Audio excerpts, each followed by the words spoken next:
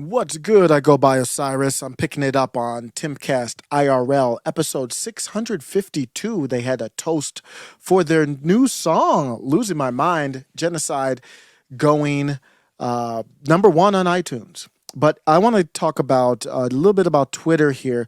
I'm gonna pick it up right where they get into the White House tweet that got deleted. Let's pick it up here.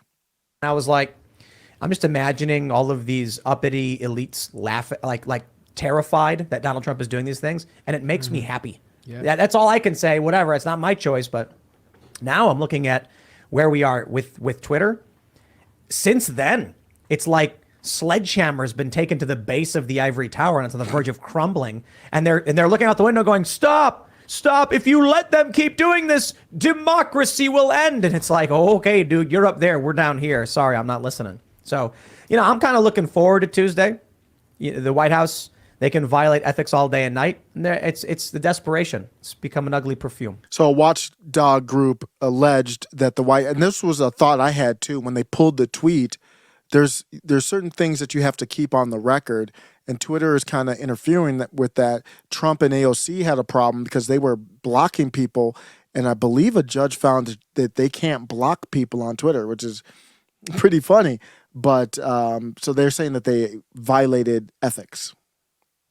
How about that? So should we sue, or should somebody sue the White House for Yes. violating an ethics clause? Well, I don't know how you handle this. I mean, Yeah, I don't know either. maybe we need to make sure that if any Republicans do win, we're screaming in their faces, like figuratively, No. you need inquiries. We want subpoenas. We want criminal referrals. We have to wait until Facebook fact checks this so we know exactly what to think about it, and then we can move forward confidently knowing that we're appropriately informed. Judiciously, the White House should keep the tweet up, and then the fact check should be there as public record, and then they should comment on the fact check.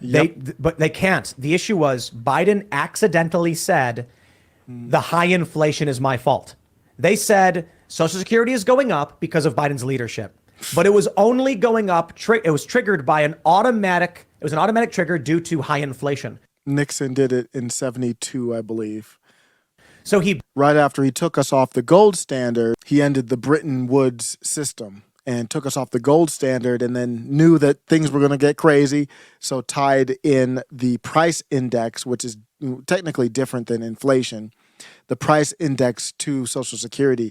And it went up because we've got huge inflation. And then Biden tried to take credit for it. Then Twitter, it's not a fact check. I really want to distinguish. It's a context. It's adding, I don't even want to call it a context check. It is just literally crowdsourcing user data and links to crowdsource context to a tweet. It wasn't a fact check. It wasn't telling you the White House was factually wrong or right. When you hear fact check, that's usually from a disingenuous place. This is just adding more context. You can take what you want from it. Here's the context. Here's why Social Security is higher. What you do with that information is on you. basically said that high inflation you're suffering from is because of me. Whoops. You need to delete that. So they were like, we got to get rid of that. They used the phrase through Biden's leadership. So you could define that in a couple of ways. One is like, through his hard work, this happened as a result of his hard work. Or you could say like, yeah, through 2022, we did all this. It wasn't like 2022 did it to us. We just did it through the process of him being leader. So in that sense, you could argue that, yes, Social Security did go up through the period of his leadership, but I think that they were insinuating that they just brought up so much more attention to this bull crap. They just literally, I would not have known about Barbara Streisand did this to such a high level that we're still talking about how they inflated the economy to the point that they're giving out record Social Security checks. I mean, this is beautiful. It's awesome. And again, this is mainly because of, the change at Twitter. I don't think this would happen if Elon Musk wasn't at Twitter. Yes, I do. It's a great point by Luke here. They had the process of this bird watch, is how this context check happens on the White House. That was already in place before. Elon didn't do anything with that. But now they're going to talk about, well, we've never seen that before on the White House, though. So what they were probably doing was preventing it. Remember, Elon came in and said, I haven't done anything at all with content moderation or anything. And I believe him. What happened is on the way out, or with these people getting kicked out, whatever they were doing before is not happening. No, they would have agreed. stopped the Yeah. community. The There community would be check, no I would think. exactly agreed. Yeah. And then someone would tweet out the White House is lying about the Social Security thing and it's only happening because of inflation. And then it would be locked. It would get a red exclamation point and it would say election interference, fake news. That's what they just did that to Jesse Kelly. I'm pretty sure they locked one of his tweets. He said something like, "If you can't count the votes in a day, I there's saw that. cheating or That's whatever." Right, that's right. Well, dude, people are allowed to have opinions. And if someone's like, I don't like it that we have a month of voting, sorry, we're going to lock your account because of that. Yep. That's clearly bunk. But I got to tell you, Elon Musk has gotten rid of the ethics, accountability, and transparency, curation, and moderation. So what I will say, going into this weekend is going to be very interesting because there's nobody at Twitter. The offices are all closed and everyone's locked out until Monday. The only people who are still there are critical infrastructure. Does that include content moderation? There's pros and cons. That means you can be algorithmically locked out of your account and there's nobody there to fix it. It could also mean that there's nobody there to lock you out of your account right before the midterm elections. It's a free for all. Yeah, so we might. This is kind of like It's like 2016. it's like the I'm going to provide some context to this piece. That's what I'm going to end on. Him talking about where are we at with Twitter, with Elon basically kicking people out, and it was because of revenue. He tweeted about it. They're losing $4 million a day. He's got bills to pay on top of that.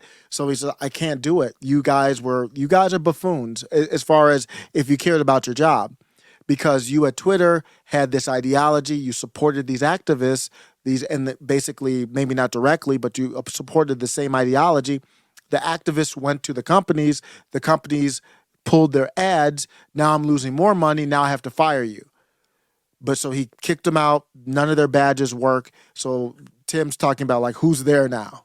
the powers, the meme magic was suppressed and locked away by dark forces. And then Elon Musk, he comes into this tomb with carrying a torch and he sees this large green frog-shaped rock, and then he strikes it with a hammer, and then it cracks, and then green meme magic bursts. We may actually see a glimpse of the power of the meme magic from 2016 with all of these people being removed from Twitter. It's going to be like it was, where people are posting jokes constantly, the memes go viral, everyone's laughing, having a good time, and then MAGA Republicans get memed into office. Yeah. So let's look at that and see. I don't know if that's true or not, but I want to provide context. Context directly from the Twitter account of Yoel Roth. And here's what he said. Here's what Yoel had to say. Here are the facts about where Twitter's trust and safety and moderation capacity stands today. And if you don't know, Yoel Roth is the global head of safety and integrity at Twitter.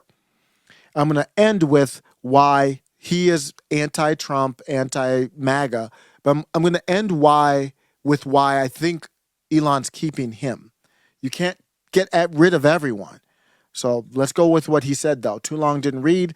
While we said goodbye to incredibly talented friends and colleagues yesterday, our core moderation capabilities remain in place. So he's basically, it sounds like he's trying to go against with what Tim was like. Is this going to be the Wild Wild West again? Yesterday's reduction in force affected approximately 15% of our trust and safety organization, as opposed to approximately 50% cuts company-wide, with our frontline moderation staff experiencing the least impact. Last week, for security reasons, we restricted access to our internal tools for some users, including some members of my team. Most of the 2,000 plus current moderators working on frontline review were not impacted, and the access will be fully restored in the coming days. More than 80% of our incoming content moderation volume was completely unaffected by this access change.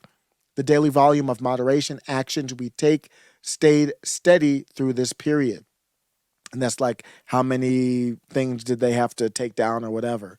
Pretty steady.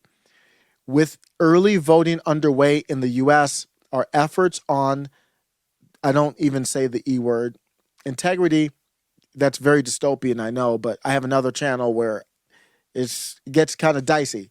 including harmful misinformation that can suppress this, the process here, combating state-backed information operations. I think you get the point. What aren't we doing in the short term? We've had to deprioritize a few workflows like account access, lost password requests, so you might see some delays there, and some suspension appeals. We're working to get these back online in the days to come. I'll continue to share updates about our trust and safety work as things evolve in the days to come. Our team's mission of enforcing our policies and protecting the conversations happening on Twitter remain unchanged.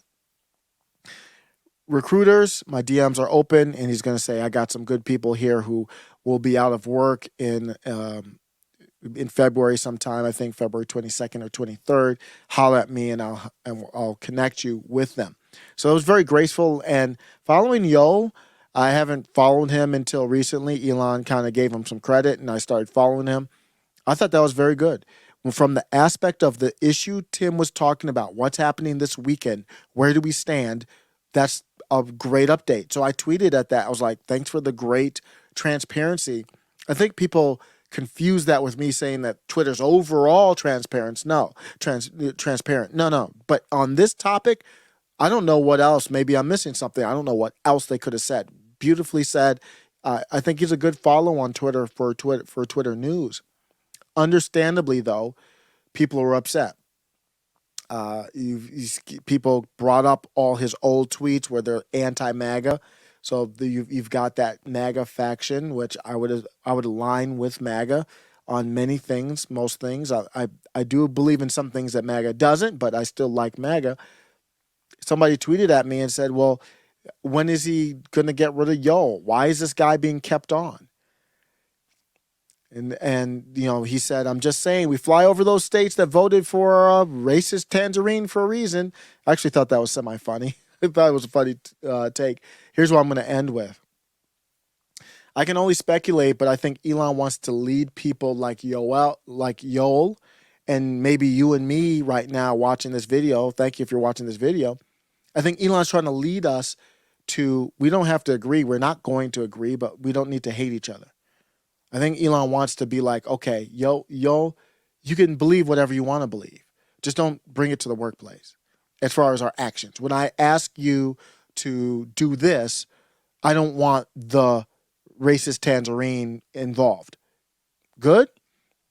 I'm pretty confident Yo would have had to have agreed to that, at least verbally, with Elon. And he knows if he doesn't do that, Elon will fire him in a heartbeat.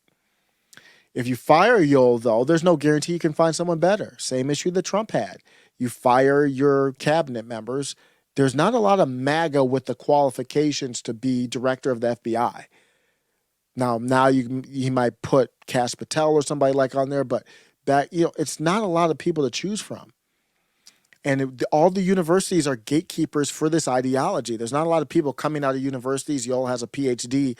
Who's coming out of universities with a PhD that would disagree with Yo?